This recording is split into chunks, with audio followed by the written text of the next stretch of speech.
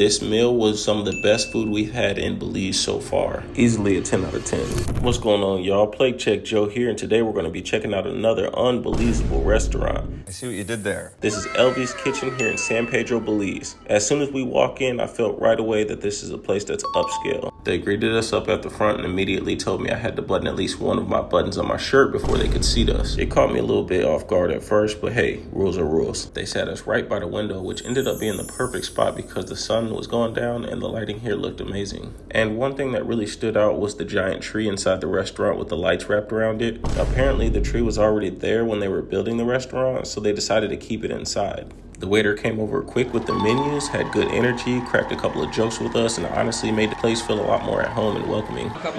Good. It's good to know you are here. Welcome home. Welcome to Elvi's Kitchen. So first I ended up getting this strawberry margarita. Honestly, it was pretty good. I'd say probably about like an 8.5 out of 10. And then of course I had to try the virgin pina colada too. I don't really rate the pina coladas because they're all pretty much the same, but there has been one that stood out amongst the rest. We'll talk about that in another video. The coconut shrimp came out, and at this point I was convinced Belize just knows how to make coconut shrimp because every place I've been to out here has been really good. Another thing they did that really stand out was they brought complimentary banana bread. It wasn't anything life-changing, but it was definitely a nice touch. Then I had to go do what I hope I'm known for doing, which is washing my hands. And of course I had to show you guys what the bathrooms are looking like. Honestly, the bathrooms were really nice too. Separate men's and women's areas tucked away in this nice little spot. The only thing I didn't like is I had to walk near the saxophonist in order to get to the bathroom, which can draw attention to yourself pretty easily. So I got back to the table and I wanted to really see if they wasted my gas or not. All the food was coming out and it all looked beautiful. My wife ordered the trio curry with the mussels, fish, and shrimp, and she said it was probably some of the best food she's had in Belize so far. I ordered Chef Jenny's curry with chicken, and it was really good. I think we both said this meal was some of the best food we've had in Belize so far. Easily a 10 out of 10. Hands down, some of the best food that I had ever. If you're thinking about skipping out on Elsie's Kitchen, I highly suggest checking this out. Yet another explosion moment. In the middle of us eating our food, we randomly heard tambourines getting louder and louder and people singing happy birthday for another chick.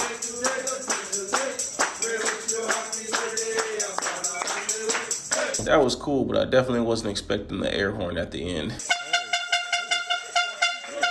So after that amazing meal, the first night, everything came to around 264 Belize dollars, which is only about 132 American US dollar after the conversion. The food was so good the first night that we literally came back the very next day. This time we had to park a little down the street because the parking was pretty packed. But really most things in San Pedro are really close enough to walk without having to use a golf cart. We got our food the second time, and I'm not gonna lie, I ordered the exact same thing. That's just how I am. If I find something I like, it's usually gonna get ordered again the next time I go. And I think that's a good indication of how good it was the first time.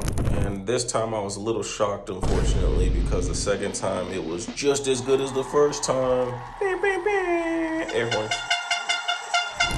My wife, on the other hand, decided to switch it up this time and try the snapper sear and the coconut chowder. Unfortunately, neither one of us really cared for it. It wasn't terrible, but it tasted more bland and had like an acquired taste that we didn't expect. Another thing that wasn't as up to par was the service. The first waiter we had was super patient, joking around, and really welcoming, but this time was a little different. The waitress wasn't rude or anything, but every time we tried to order anything or ask any questions, she kind of ran off before we could finish talking. Unfortunately, that does seem kind of common out here in Belize. People move a little different out here. We also ordered a key lime pie to go. But guess what? She brought it out in a glass and told us we couldn't take it because it was too cold and it would get messed up. So at that point, my wife just had to sit there and eat it. Not exactly what we planned, but hey. And despite a couple of things being a little disappointing the second time, I still scraped that bowl clean again, and we will be back again.